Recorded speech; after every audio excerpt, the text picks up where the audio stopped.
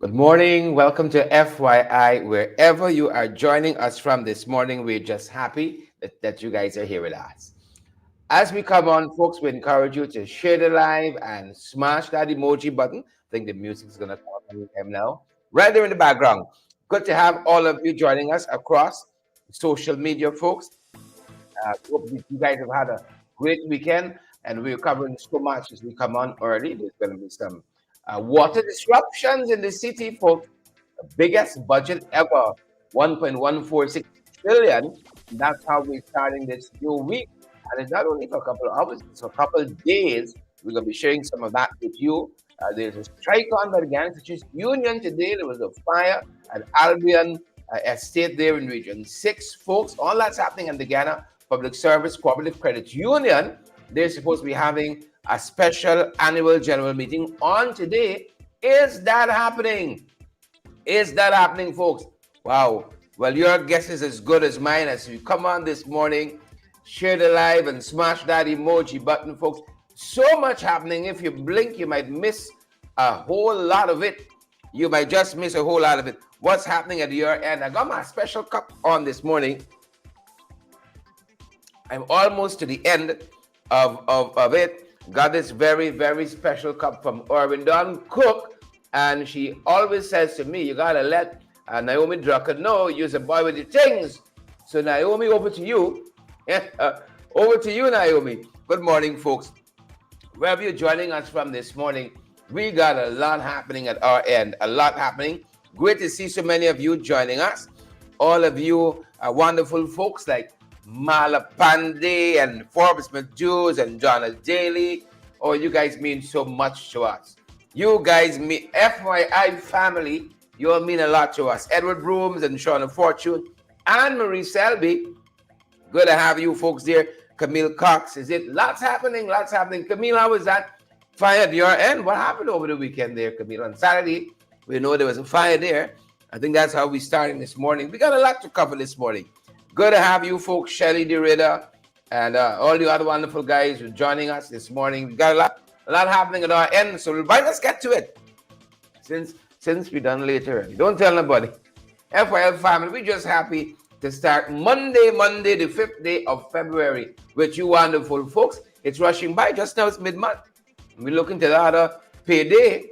You know, the Ghana Teachers Union, they're pulling for better payday themselves. The Ghana Teachers Union folks, do let us know if you're hearing us loud and clear in all the places that you're joining us from. The Ghana Teachers Union, they're looking for a good payday too. And that's not a bad thing if you're putting in the work. You know, the country is earning the kinds of revenues that would allow you to do so. Right? Why everyone in this country can't have nice time? Why is it that the rising tide can't float all boats? That's how it should be. You know, Ghana is as wealthy as it's ever going to be. Again, in its history, you can only get more rich. You know, we just might get a little more rich, a little more opulent. But folks, nice time. Good to have each and every one of you. Lola Greenwich and Shamila, Simeon Carter, all the wonderful folks joining us from Kokwani. Good to have you guys on with us today. As we said, good folks, it's so much we're following this morning, and it's just a privilege to have each and every one of you here with us. Wenda Hudson, Yvonne Ramasar, and Penelope Hudson. All the Hudsons are here this morning. The whole family has joined us. Great to have you, Wenda and Yvonne, and all the other guys joining us, whether it's on YouTube, our tubers. Great and very, very privileged to have all of you joining us this morning. How are you guys doing today? Do let us know. Take that opportunity, folks, fast and furious, to share that live. Good, folks. Smash that emoji button as well. Wherever you're joining us from. We are fired up this morning, guys, and we are ready to go. Fired up, guys, and we are ready to go. How about you folks there? How is Monday greeting you guys out there? David Ford, we see you, David. Good to see you, David. All the other wonderful folks who are joining us this morning. Guys, we are nothing short of just really privileged to have you another Monday. Another Monday with you. Very, very special folks being here with us, guys. And why not let's have a go at it. Let me find the corner. Let me find the side. How are you guys doing there? As I said, really nice, really happy to have all of you with us. And let's have a go at it, folks. The first 15 things or so that we're watching this morning, there was a fire. There was a fire, guys, at Albion over the weekend. Albion, Sugar Estate. You know, I have some thoughts on this. Might I share them with you, Debbie Collins, Edward Brooms, Leslie Hamilton? Might I share them with you? Got some thoughts. They know the Sugar Estate is not gonna produce. We gotta stop burning things down now. The PPP, People's Progressive Party, they gotta stop burning things down. They know that this thing ain't gonna produce nothing. So they're looking for distraction now. They're looking for distraction now. We're hearing now this is gonna run our national coffers up to $50 million. Well, everything now it's just millions. It's not billions. Everything now in the billions. We tell you what we're hearing: a fire over the weekend at the Albion Sugar Estate in its control room. In its control room. Now, this is deep in the heart of the estate. What are they going to tell us now? What are they going to tell us now? This is what we know is happening, folks. Happened over the weekend. Oh, we got some footage. We're gonna pull some. We're gonna pull some footage for you folks. Guys, take a look, take a listen to some of what went down there. The Albion Sugar Estate. This is the control room. Take a look and take a listen.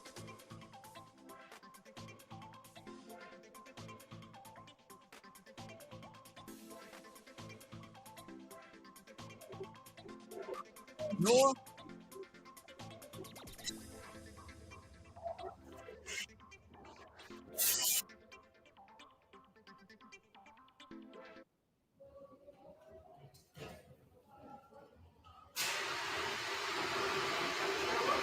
No.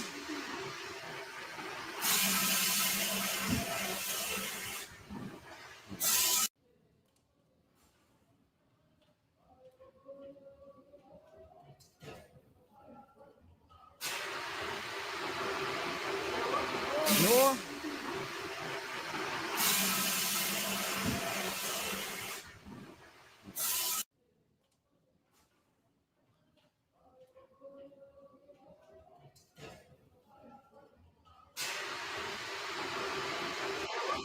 No.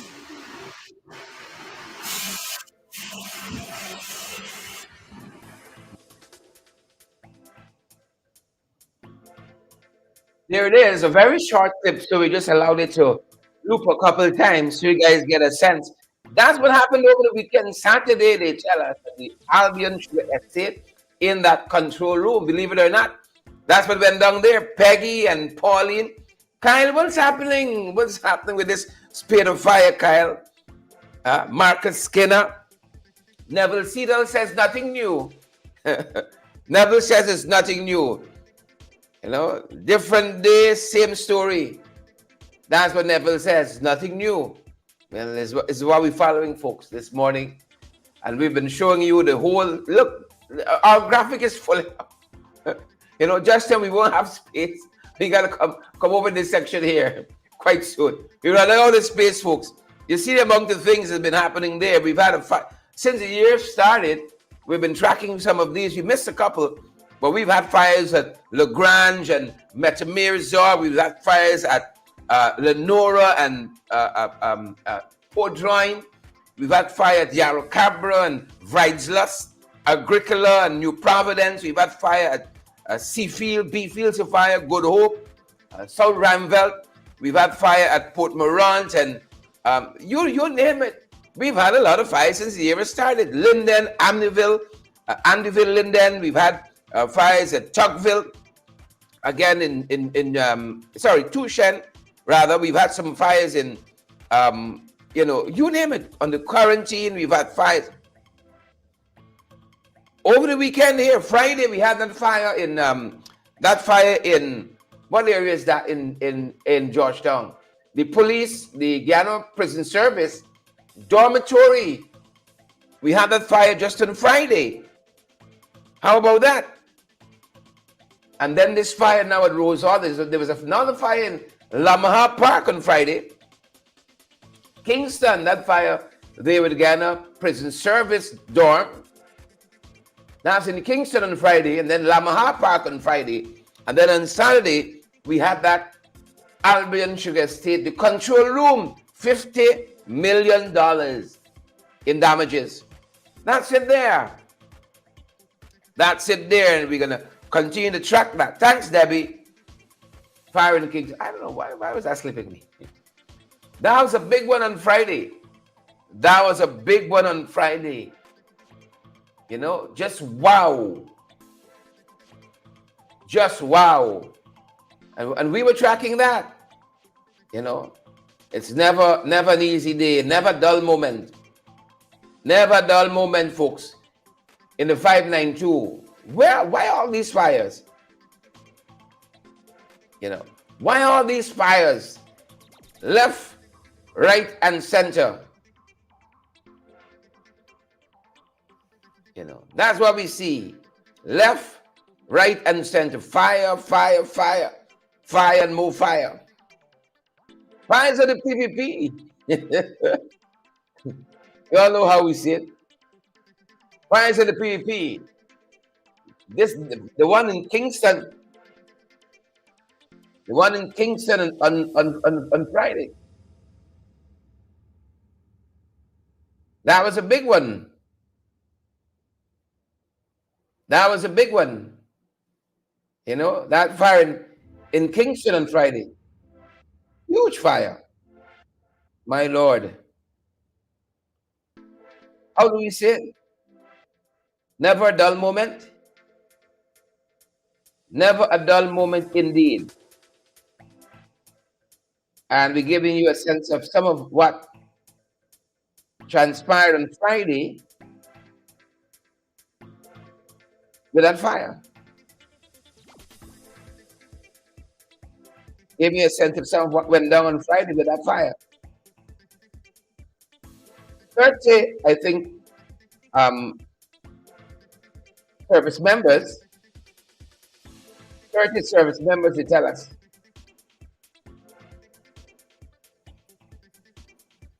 Yep. Why so many fires in this country? And you saw the list there. You saw the list we were showing you. Why so many fires in such a small piece of real estate? LaGrange, Metamirzorg, Lenora, Podrine, Yarra Cabra, Vrijslus, Agricola, New Providence, Seafield, Beefield, Good Hope, South Ramveld, Port Morant, Rose Hall, Linden, Andyville, Linden, Zeelat, Tushen, number 75 Village, Parfait Harmony. Then this Lamaha Park fire on Friday, the Albion Estate fire, the control room of the Sugar Estate on Saturday. And then this other one here, Kingston, Guyana Prison Service fire. What's happening in this country, Faz? Huh? What's happening in this country of ours? So a fiery start to February too. A very, very fiery start to February as well. Okay? A very, very fiery start. Fiery start, folks, to February. And this is one of the reports we filed. One of the reports we filed, I think, on Friday with this particular fire here at Kingston. Take a look, folks. Take a listen.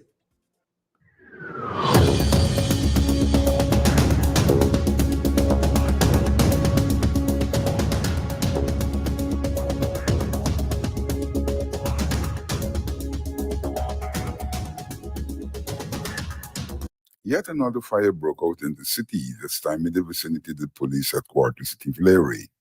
The building was the residence of 30 prison officers. The blaze broke out about 9:30. According to the Guyana Fire Service, it received an alert at 9:26 a.m. about a fire on Parade Street, Kingston, Georgetown. Water tenders, the prison Bowser, and the Land Rover and hydraulic platform with crews from various fire stations were dispatched promptly.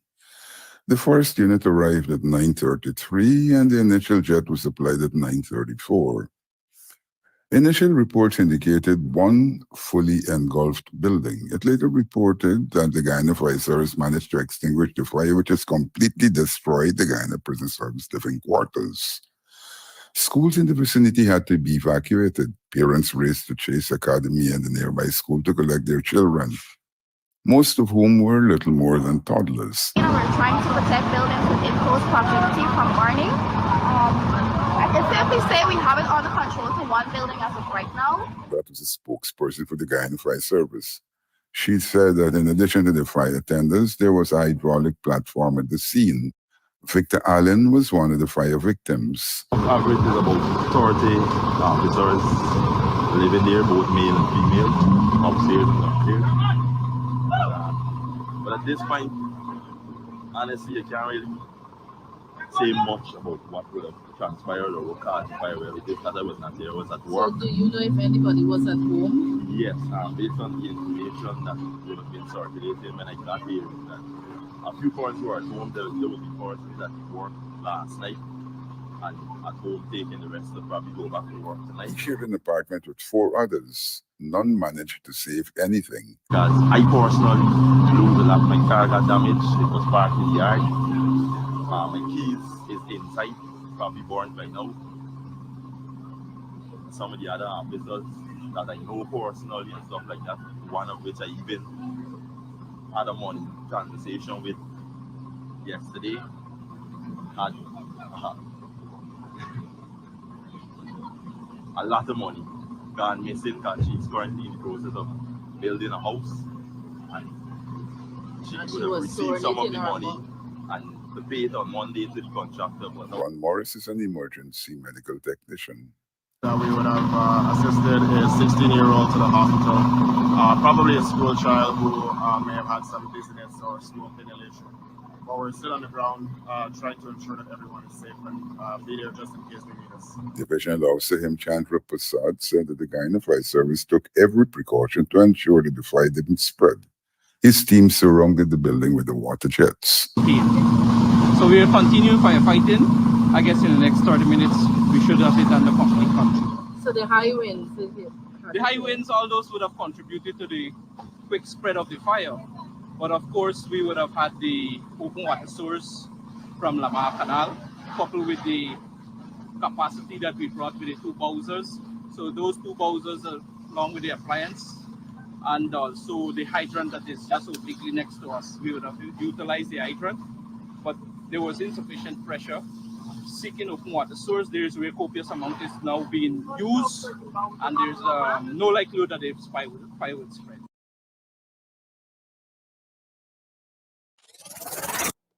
Yep, we want to thank Adam Harris for that report there. That was Friday, the Guyana Prison Service dorm in Kingston. And after that fire, believe it or not, you had the Lamaha fire, Lamaha Park fire, and then the day following, Saturday, the 3rd of February, we had that huge fire, the control room of the Albion Sugar Estate there in Region 6. Yep, fires. More fires, we're getting more FPSO. You know, these huge floating production vessels that are pumping out all the oil. Pump, baby, pump. Pump, baby, pump. You know, they're telling us they got one coming with another one. You know, this is the area with 2. Where do you get these names from? Let's have some simple names for these FPSO. The area with 2. That's what they're saying. Area with 2. It's coming with modern features to offshore production. You know, we're happy. We're happy. We're being able to benefit from our mineral wealth. The question is, It's all of us benefiting. Shirley Juice Tendry. It's all of us benefiting. Let me go. Yonet Fortune, Yolanda Thomas, Sheena Hazel. Are all of us benefiting? You know? This money looks like it's going to come and it's going to have to just, be building back buildings that are destroyed by fire. Repair and reconstruction. For that piece on the Kingston fire on Friday, I want to thank Adam Harris for helping us with that report. And you're going to see more and more of that, folks, because we posted a number of them, at least 10, 12 of them over the last couple of days. These independent reports that we're now adding to our broadcast. You'll see them particularly, you'll see a couple on our Facebook page, but you'll see all of them on demand on our YouTube channel. So those of you who are not yet subscribed to our YouTube channel, we advise you to do so. Click that subscribe button, folks. Click that subscribe button on our YouTube channel so that you get the notification as soon as we publish new material to our YouTube channel. And folks, be kept in the know. That's what it looks like. So you know what you're looking for on YouTube. You click that subscribe channel and then you hit that bell icon. Ring that bell with us, man. Ring the bell with us. And click on that notification feature to follow all of our programs. So as soon as we're done, if you're not yet on our YouTube channel, just check on YouTube for credible sources and ensure that you're subscribed. Even if you're watching us now on YouTube, but you're not yet subscribed to that YouTube channel, ensure that you do so, and you'll get all the notification via email, live and direct in your hand, so you don't have to keep searching when we're live and searching and searching. You'll get those notifications as soon as we're live, as soon as we publish new content there. You're going to have it right at your hand reach. So we have these FPSOs that are pumping out everything. Pump, baby, pump. It should all go well for all of us, shouldn't it? And we have this new one, the Area with 2. They say it has modern features. Are all of us benefiting? The Sabbath News has been doing this. How's the cost of living treating you? How the cost of living affecting people in this country? And they've done one every week. It's published on Mondays. So there's one out today, an article every Monday for 61 weeks. How many weeks in a year? I think they've been doing this for more than a year. More than a year now, giving us a sense of what people are saying. And folks, for the last 61 weeks, so more than a year, they've had one feature about them. Across ethnicities, across socializations, across demographics, economic and otherwise, things tight in this country. And that's the one constant we've had. Forbes, well, if 52 weeks in a year and they've done 61 weeks, they've been at this for more than a year. We even saw Raman McCray in his budget review 2024 referring to this because it's a good snapshot. As Starbuck News, doing its independent journalism, go from community to community, village to village, town to town in our country. It gives us a snapshot of what's happening out there. The census is supposed to help us in this regard. We budgeted $2 billion plus for a census. It's supposed to already completed, but we're hearing excuse after excuse after excuse from the finance minister. Thank Starbuck News. Thank you, Starbuck News, for giving us a snapshot of what's happening out there. Here is what one of those persons, Francis Abel, said, and this was this is some of what they gathered from folks in the central Maikoni, East Coast, Demerara area. Their responses to how the cost of living is affecting them. Again, this is Central Maikoni, East Coast, Demerara. Francis Abel says, the salary that we work for can't help to buy food items from the market since the cost of food items has increased in the markets. Can't even do to pay the utility bills, Francis Abel. So while we're pumping a lot of oil, are we seeing the benefit of it? Henry Selby, what say you? Savannah Page and Vanilla Garner, Debbie Collins, Mark and Dolly. What do you guys say to that? Are we seeing the benefit of it?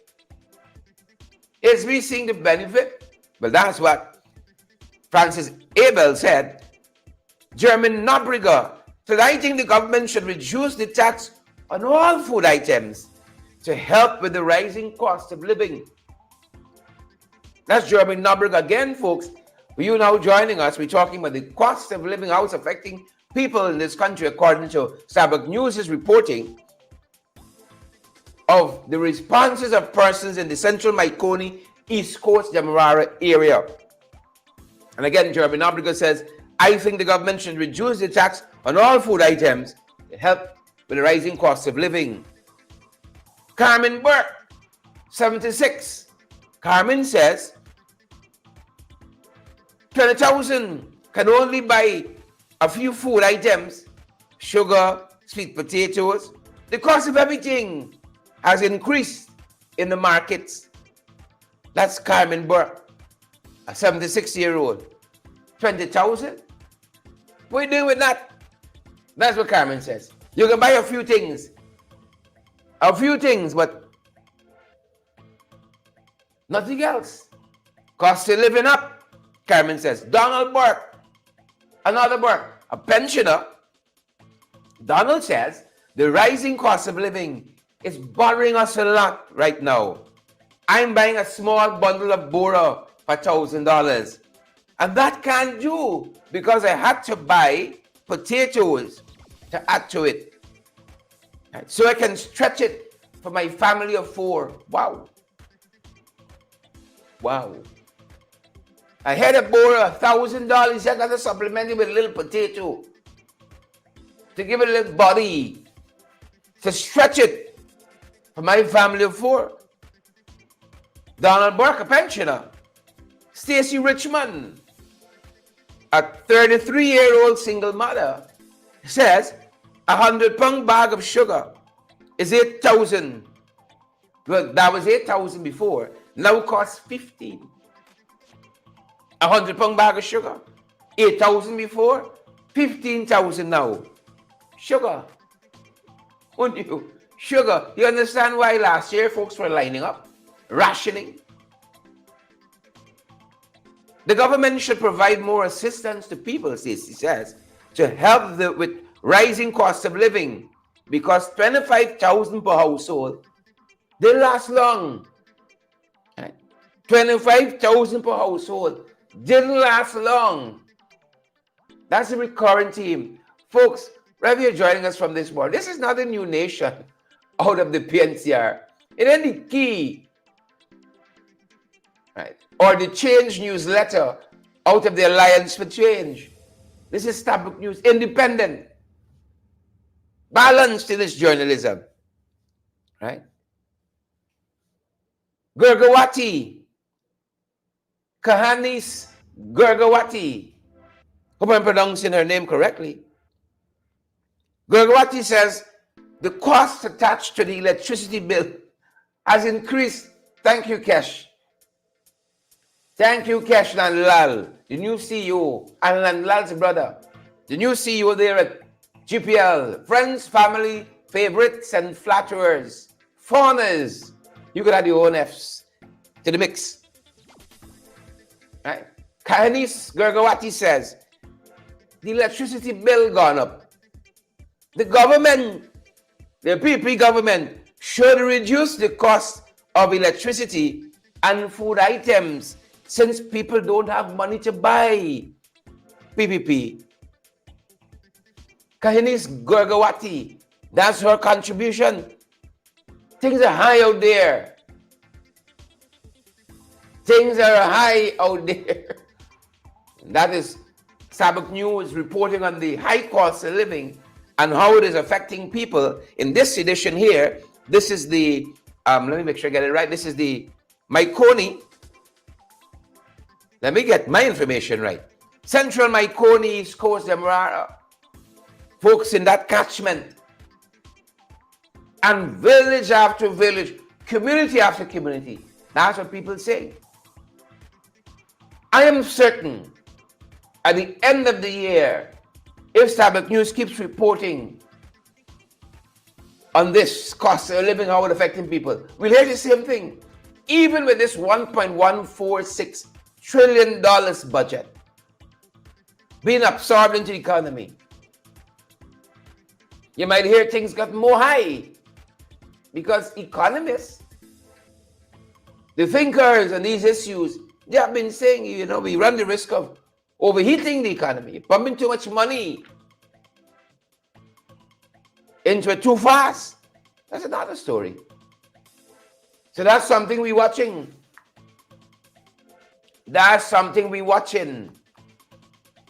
Where all this money going? Where is all this money going? Last week we saw squatters there in Success crying out. They just want a little shelter over their heads, a little place to call home. They've been at this for about 2 or 3 years now. I remember when we first started reporting on those squatters there at Success. The government flooded out their land, that land there, flooded out that land with them on it. Shut mothers, single mothers, with pellets. They just haven't gone in there with fire yet and burned down everything. And one of the reasons why they gave that they wanted that land back there, people most affected by the cost of living, never got any of those handouts, never got any of those hampers from the government. The people who needed the most. And part of the reason the government gave why they wanted back that land, they said Gaisuko was going to be replanting that land. They were testing different varieties of cane and all manner of things. Now, they said they wanted back for housing and to put a road. For housing and to put a road. Yeah. What are we doing with all this money from oil? People are hurting out there economically. And the people who need the relief the most ain't getting it. That's the point we're making there. They're not getting it. Like those folks in Success. They're not getting it. Listen to some of what Adam Harris told us about the folks in Success last week. Thanks, Adam. Some residents of Success East Coast Demerara who have been occupying a plot of land in the community must dismantle their homes by tomorrow, Saturday, or have the government demolish them. The affected people say they have nowhere else to go. The government says that the homes would have to be demolished to allow for a housing scheme on a road in the area. Lucy Moore is one of the affected people. I'm living in Success, squatting over 4 years. The first time when we start squatting, this bush was so high. When I taller than me, I go through and we chopping and we cleaning corns in my hands and stuff. It wasn't easy thing. We were flood out. We sleep. Your pains in my body and all these things. I was saying, come. They said, why we squat? If you apply for land and you ain't got land, since in 2002, I applied for land. I mean that now. I come and I squat. She said that the land was flooded out, but she and her children persevered. They didn't give you the papers yet, Travis. They tell us come to house and we went down there. Everybody was there. They called 5 persons at a time. We said first set of 5 persons that went in. I'm one of the 4. I said, they said, pull the number. My number is 662. Well, where we there in the meeting? I could say, well, we sent the meeting, right? But it wasn't no kind of meeting, but that's a polling number and thing. Then we would know that we were moving from the front here and go to the back.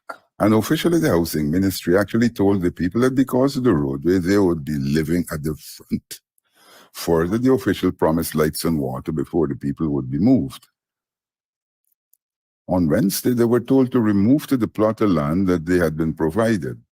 They had earlier been given a month to pay $250,000 for the land which is being owned at $500,000. I'm a single parent with 6 children. You understand? I'm not working for $100,000. I'm working for less than $100,000. How can I find $250,000? I have to go borrow. Lorraine Lindo is another affected squatter. I get people who come here a year and 6 months and don't have a number, and they still give them a land. Why I am different? Because I'm a black woman and they are Amerindians? Then there is Gita Prasad. I don't know why they don't give you right here. Because we would develop this place. This place was developed by us. Right. It's not by them. Now they want to sell the space so people have more money than we. And we are not human too. We have right here. We are Chinese. We the one who put them there. So you have applied for a piece of land? And what, did you get any response from housing? The major contention is that the authorities are sending the people about 2 or 3 miles from where they are at present, and the location has no light or water.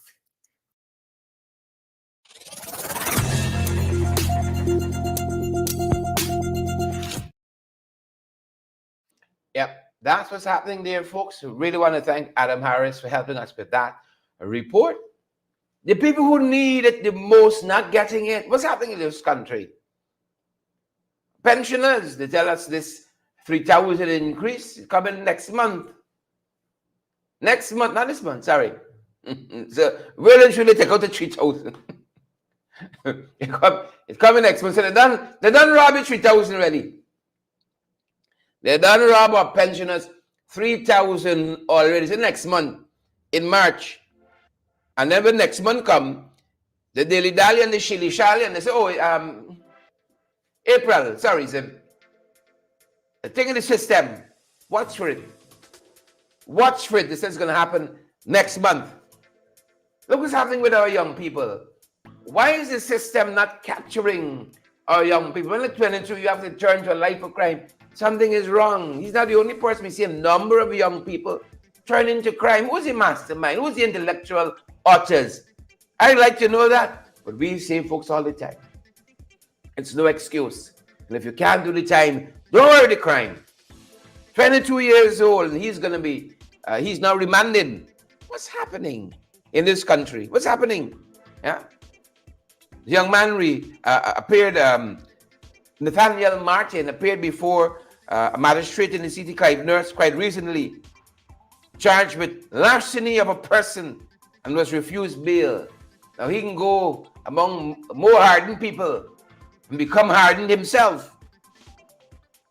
Nathaniel Martin, 22 years old. You know, he should be deep in the books, thinking about university, worried about his future. On the rise. No, he's in a destructive pattern.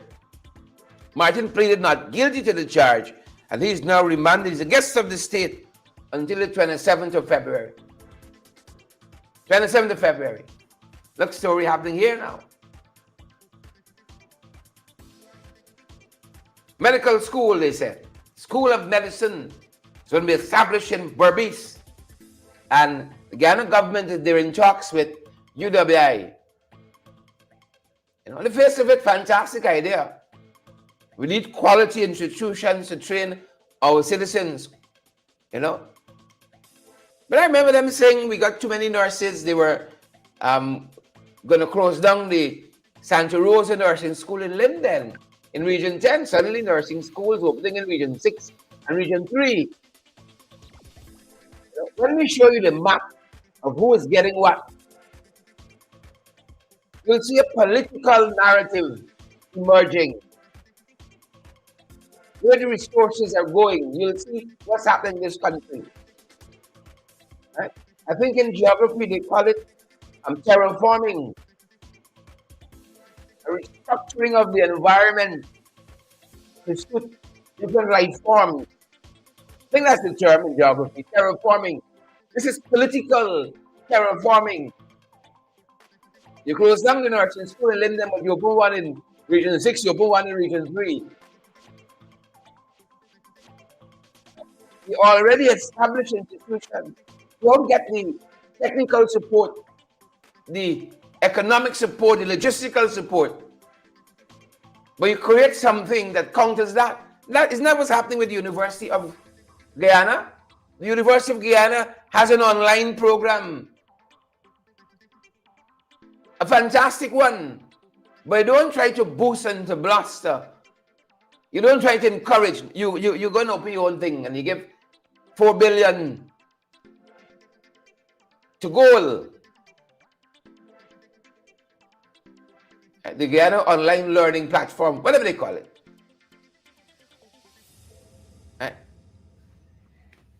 Political terraforming. We see you, PPP. We see you. So this School of Medicine, they're in talks with the University of the West Indies for that. We're watching it. We're watching it. Hello, Venezuela. Hello. I see the trolls out of Venezuela. They're now picking up on what I say about Venezuela and posting it on Facebook and YouTube and Twitter and tagging me. Hello, Venezuela. Folks, any help we get from countries, some other countries, that helps to shore up our territorial integrity, it's welcome. It is very welcome. You see? And they're telling us that we've had over the weekend, Principal Deputy Assistant Secretary in the Bureau of Western Hemisphere Affairs, Mr. Mark Wells, and National Security Council Senior Advisor Laura up the Grove. They were among U.S. officials present at a meeting with President Irfan Ali over the weekend. Now, there's something we're not playing with. Don't underestimate. Don't let us underestimate Venezuela at all. Let's overestimate them, and hopefully they underperform. But that is not an enemy at the gate we can take lightly at all. And this government has already made several serious missteps. But we're happy the Americans are not waiting on them to get their foreign policy right. And they're stepping in to help us in spite of the government's incompetence. And so this high-level meeting with the U.S. Ambassador Nico Thurat and the Principal Deputy Assistant Secretary of Bureau of Western Hemisphere Affairs, Mark Wells, and the National Security Council Senior Advisor Laura Up the Grove met over the weekend, right? And they're moving forward and securing Guyana's territorial integrity. We're happy to see that. Happy to see that. Okay, Venezuela, over to you now, trolls. Over to you. Look at us we're following. Look at us we're following. Why is Priya Manik Chan contending that somehow Coretta McDonald and the good folks there at Guyana Teachers Union, and friends are attacking teachers unwilling to strike? Nobody in Guyana is seeing that. But this is what the propaganda of Priya Manik Chan and the PPP looks like. They're attacking. Their choice of words too. Teachers unwilling to strike. Folks, when I studied trade union law at the University of Guyana, while I was an undergraduate student doing my law degree, and I graduated, just so you know. 3 years of rigorous reading for that Bachelor of Laws degree. And I graduated within the 3 years. Just putting a note there. Trade unions, historically, I've learned, are never supported 100% by workers. Right? They always got some who decide, as is their right to, not to support the strike effort. But the good thing with trade unionism, all benefit from it. So as is a worker's right to strike, it is a worker's right not to strike. But when the good comes out of it, the system doesn't say, okay, we're only going to give the benefit to the 95. All benefit from it regardless. And that's a good thing. I support the workers' right to strike, and I support the workers' right not to strike as well. That's a prerogative. But I think it's something special in us. You see your fellow colleagues out there struggling, not for politics, for making better. Governments come and go. The salaries don't decrease when and the new government come in. Well, it could decrease now because the cost of living is so high. What you're earning is not buying what it used to buy in the marketplace. The benefits will accrue to all. So all our teachers should support the strike effort. So who is out there attacking teachers? But you know what I like? Guyanese aren't silly. Guyanese are wising up. Guyanese are wising up. Looking out there and seeing for themselves. You know, we saw one young man on TikTok making the arguments. I don't know him from whence he comes. I don't think he's any political operative. Might be a teacher himself from what I heard. But out there rationalizing for him or herself, this government is not prepared for the social media age. And that is why you see them misusing, for instance, the cybercrime law and talking about writing to Facebook to get somebody off the air and all manner of things. Listen to what this young man said on Facebook concerning, I think it was TikTok. And TikTok, my Glenn Lal voice, TikTok. About what's happening with this strike situation here. Take a look. Take a listen. The government of Guyana is right now rallying the troops and preparing to go to war with the Guyana Teachers Union and each and every teacher of this beautiful Irish nation that we live in. They have already started to mobilize and collect all sorts of information about variant teachers who are being very vocal about the mistreatment and the neglect and the marginalization of the 6.5% increase. They have already started to put in calls to variant headmistresses and headmasters to make sure that they're on call to check the time books and make sure this teacher and that teacher sign their time. Make sure that which teacher is out on the protest.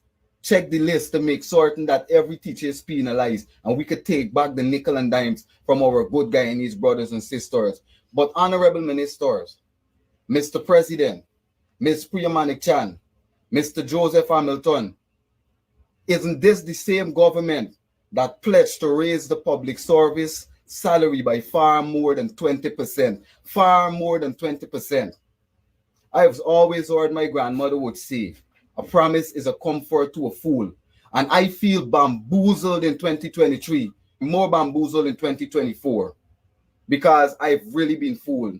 Because the standing government gave a list of things that they were going to do for the entire public service and for each and every Guyanese. But now in 2024, these guys are running up and down, ready to penalize, victimize, gaslight, meme and muzzle their most proudest workforce.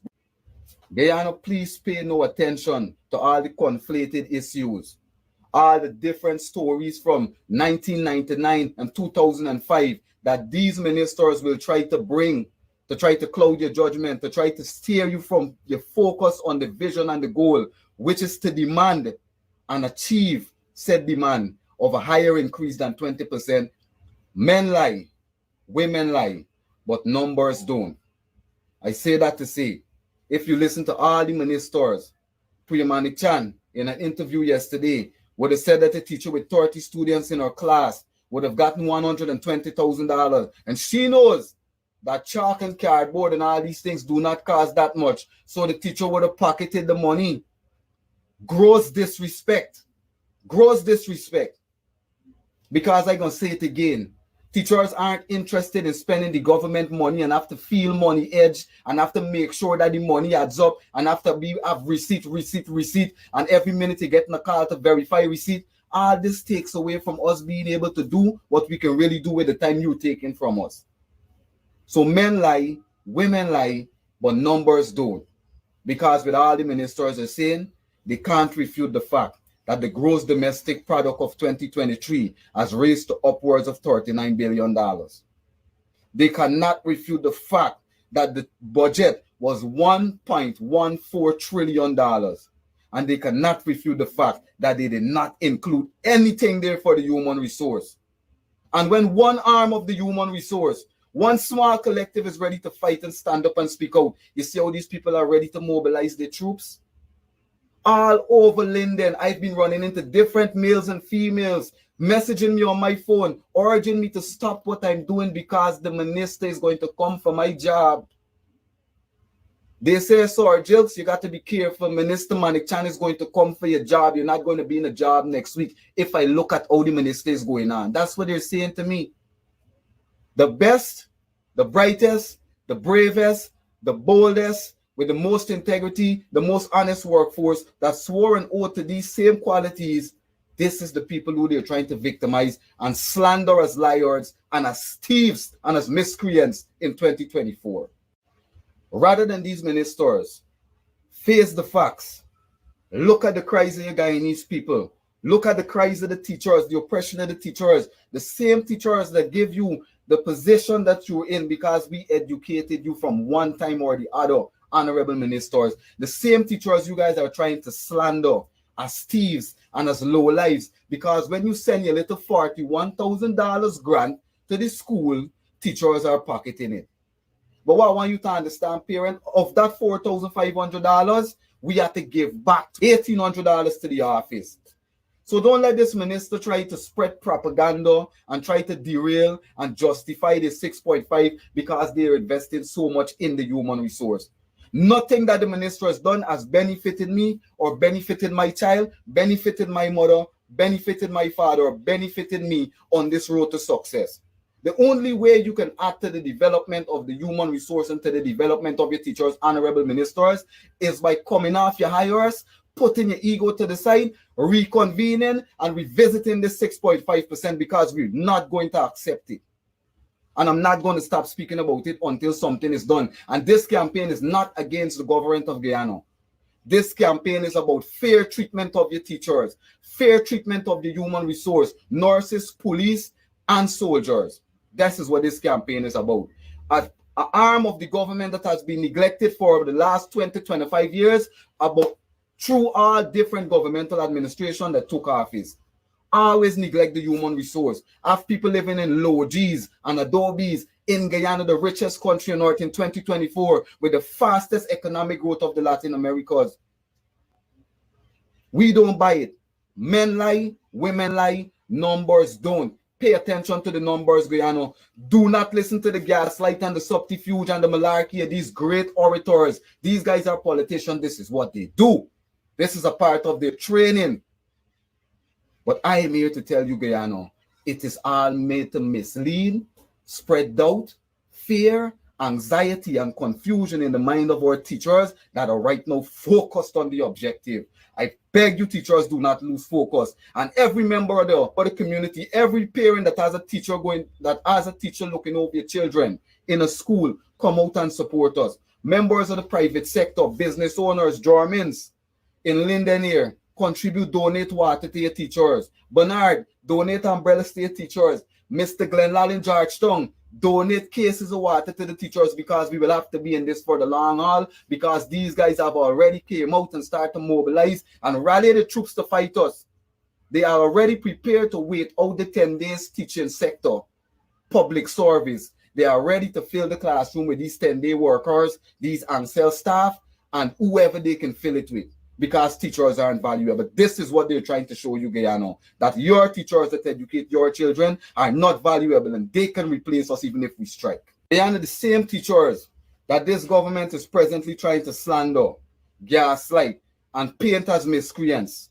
This same teaching service commission, this same batch of teachers came out to teach and educate your children during the pandemic of COVID-19, when it was still almost full-blown. The same teachers that the minister is gaslighting. When you called for us to come out in the pandemic, honorable minister, we came out and we answered the call and gave you the reputation as one of the best Ministry of Education in the Caribbean in that year. And you gave us no increase, no salary increase in 2020. And now in 2024, when the GDP has gone over $39 billion, And you guys on your campaign trail would have said you're going to give us far more than 20%, far more than 20%. The vice president would have said he's glad that collective bargaining is reintroduced and he hopes we bargain for far more than 50%. When we're ready to bargain now, you ignore the unions, and when the teachers are ready to strike, you're ready to embarrass us and put us out as miscreant and as thieves and as low lives. Teachers all over Guyana, if you don't take the remarks of the Honorable Minister right now in this time as a serious slap in the face and as a chess move with total disregard for the past input and contribution of teachers, I don't know what else you guys need to see. But Guyana, make no mistakes. This strike is about the low salary and the high taxes that they take the money back that they give us, that we can invest in our children, invest in our future, invest in our lives, invest in our household, and live a more full productive life in this little Dubai. This is what this protest is about. This is an Eternity Enterprise presentation. Y'all stay safe. Yeah, you heard that, folks? The Trinidadians will sing lyrics. Spitting facts, spitting facts, spitting facts. I think the young man might be a teacher himself, as I said, based on what I've heard. Spitting facts. People are wiser. People are smarter. People don't only need a political party to feed them information. You live in this country. You see what's happening. Every teacher in this country is rationalizing. I'm a teacher. Biggest budget ever, $1.146 trillion. How is my life? How is my life improving? And you rationalize that. You see what's happening. Here the vice president is saying, volatile oil prices is responsible for them not increasing public servants' wages by 50% as they promised in the manifesto. Right. These big projects like the gas to show that costing us $1 billion US. You're worried about volatile oil prices for that. But the human resource in this country is what's being left behind and is not keeping pace. The increasing wages and salary not keeping pace with cost of living, not keeping pace with monies we were earning in this country like we've never did before in our history. No other government before has had so much money at its disposal to answer the felt needs of Guyanese people. This is just the reality of it. And what we're hearing, excuse after excuse after excuse. Now, veteran trade unionist Lincoln Lewis says this is what happens. Strike action is what happens as a result of the breakdown in negotiation and collective bargaining. Well, government not even doing the collective bargaining. You get a 3.5 here, a 3.5 there, to assuage your concerns across the board. They're not even getting to collective bargaining. And Lincoln Lewis should know as a veteran trade unionist of the Guyana Trade Unions Congress. He should know this will happen, strike.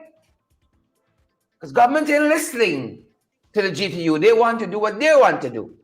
We saw President Irfan Ali said he's going directly to the teacher as well. This is the result of that. Some of us, I see Naomi says she hates when people say President Ali. I don't want those things to detain us. Catfish, install President Ali. Don't let those minor things detain us. The big issue here, people want to eat, live, and earn in their country, and they can't do that. That's why the lines of the embassies are so long. Right? That's why people are flying out with no return date.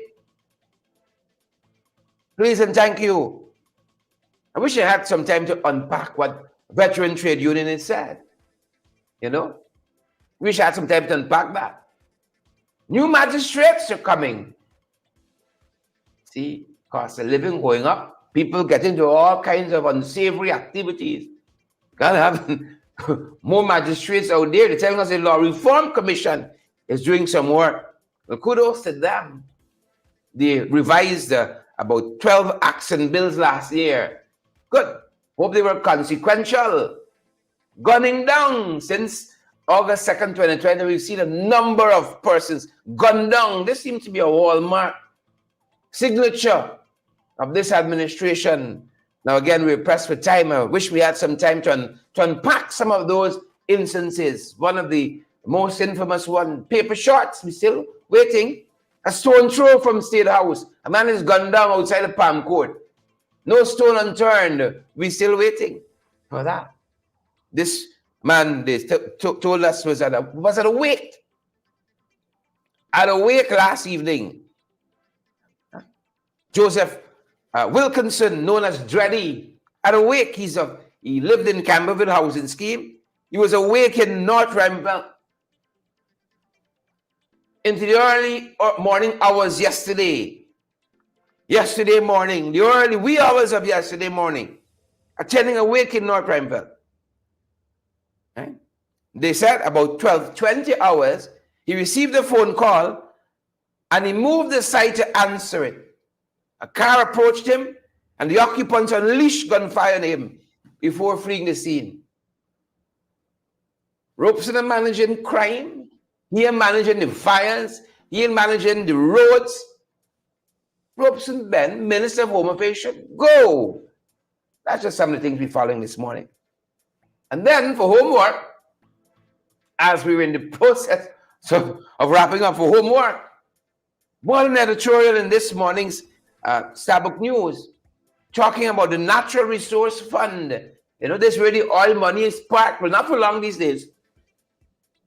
This is where the oil money is parked, and we're supposed to be setting aside some for future generations. Well, folks, the People's Progressive Party, Civic, they're hauling out all of it. And they have ratified the rules of the Natural Resource Fund to be able to withdraw 100% of it. So none is being left for your children. None is being left, and it comes for your grandkids. Pump, baby, pump, and spend, baby, spend. And Starbuck News, head of its editorial this morning, is the reckless amendment on Friday to the Natural Resource Fund Act. Reckless. That's how Starbuck News characterize it. You see? I have a program that shares news and information, infotainment. They label it opposition. If I say reckless, leader of the opposition says reckless. Oh, it's them, it's the rabble rousers on the other side. Guyanese everywhere. What about Starbuck News? Are they opposition now? And Kaicho News. Reckless amendment. Starbuck News says. Right? And listen to the first paragraph of that editorial. Required reading. Folks, before the day is up, Starbuck News editorial, required reading. Evidence that the PPPC government operates clandestinely and without a clear policy on important matters can be seen in how it muddled its way from its Natural Resource Fund Act in December of 2021 to the egregious amendment to the Principal Act contained in the Fiscal Enactment Amendment, Fiscal Enactments Amendment Bill of 2024, which was passed, as I said, on Friday night. Reckless, egregious is how Starbuck News folks characterize it. Parliamentary opposition held a press conference on Saturday to address this reckless and egregious amendment to the Natural Resource Fund Act. Here is Mr. Aubrey Norton, leader of the People's National Congress Reform, leader of the opposition. What Starbuck News has characterized as reckless and egregious amendment to the Natural Resource Fund Act. Take a look. Take a listen. Good day. PPP plunging Guyana into a natural resource curse, abolishes the Natural Resource Fund. The PPP's decision to overturn the Natural Resource Fund's withdrawal rules they themselves put in place only a few years ago, should fill every last man, woman, and child in Guyana with dread. They have not marginally increased the amount they can withdraw, merely tweak the formula to extract some benefit or clarify it in. Rather, by now, stipulating that as much as 97% of last year's oil revenue can be withdrawn, they have essentially abolished the fund altogether. If nearly every last cent that goes into a savings account can be withdrawn, it is as if there is no savings account at all. This is what the PPP is doing with a fund intended to insulate our economy from many of the ills faced by oil-rich countries. We should learn from the experience of our neighbors Venezuela, who established a sovereign wealth fund in 1998, but 20 years later only had $3 million saved in it.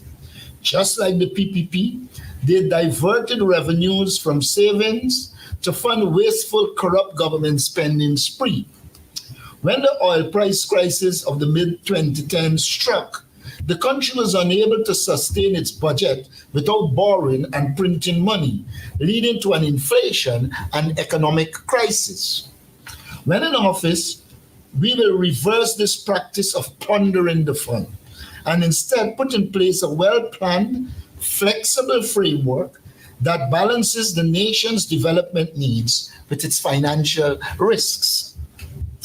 Oil is a notoriously volatile commodity, and as a result, we must be thoughtful in the way we make use of those resources. Unfortunately, the PPP does not.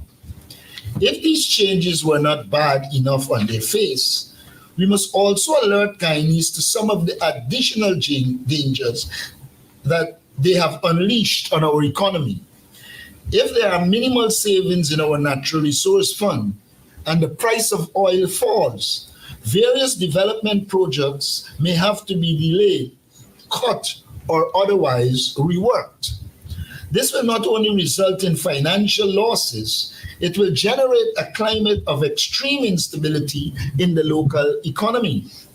Guyana's economy will be in a constant state of flux, booming when the oil price is high and in a downturn when it is low. Businesses cannot plan in this environment. Workers cannot be assured that they will be regularly employed, and overall economic growth will suffer. This chaos is exactly what the coalition was trying to prevent when it initially established the Natural Resource Fund. Another danger we want to emphasize is that the PPP removed the Economic Committee from the Natural Resource Fund, which was responsible for assessing whether the local economy could absorb the government spending funded by the Natural Resource Fund's transfers. This means that they are now attempting to inject even larger sums into the economy with little regard for whether it will unleash further inflation, escalate waste, or fuel corruption. This hurried, panic spending means that most of these funds are likely to be wasted or stolen. Billions will find their way into the PPP's pockets, as well as those of the PPP elite, their friends, families, and favorites. Transparency International has recently lamented that since the PPP returned to office, Guyana has not made progress in reducing corruption. This contrasts with the many years of improvement in the Corruption Perception Index recorded by the coalition government, which is testament to our commitment to ensuring natural resources actually meet the people. National resources actually meet the people. Finally, we want to alert Guyanese to even further harm that is as a result of the PPP's attempt to abolish the Natural Resource Fund. Guyana is likely to be viewed by bilateral and multilateral partners as much more of a credit risk. This is because we now rank among the list of countries that have established a sovereign wealth fund only to brush it aside at the first opportunity. Do we really want to be mentioned in the same breath as Venezuela? We have already begun to see international financial analysts like Tom Sanzillo criticize these changes. Surely many others will follow. This negative repetition may manifest as higher interest rates the country must face for new debt, or alternatively a reluctance to lend or lend as much to Guyana. It is thus also very ironic that the government is now lifting the debt ceiling higher than St. George's Cathedral, while placing serious doubt in the minds of anyone looking to lend to us. If the PPP cannot manage to spend within limits they themselves set for withdrawal from the Natural Resource Fund, can they manage an ever-increasing national debt? Even further, because there is no focus on governance reform, Guyana is expected to waste nearly as much as it borrows. This is the definition of chaos, and it is clear with each passing day, we grow closer and closer to a natural resource curse. Our country needs thoughtful, sober, visionary leadership if we are to avoid the catastrophe and make the best use of our resources. Clearly, the PPP cannot and will not deliver that kind of leadership. When in office, Guyanese can be confident that not only will we reverse the PPP bad policies, we will deliver this high standard of leadership that is needed. Thank you. All right.